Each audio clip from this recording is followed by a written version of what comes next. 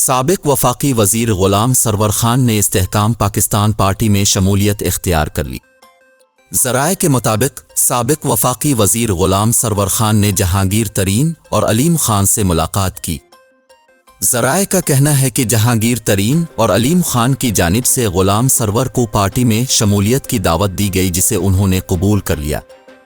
वाज़ेह रहे, इससे क़ब्ल तहरीक इंसाफ के कई रहनुमा इस्तेहकाम पाकिस्तान पार्टी में शामिल हो चुके हैं, जिनमें अली ज़ैदी, इमरान इस्माइल, फिरदौस आशिक अवान, अंदलीब अब्बास और दीगर शामिल हैं।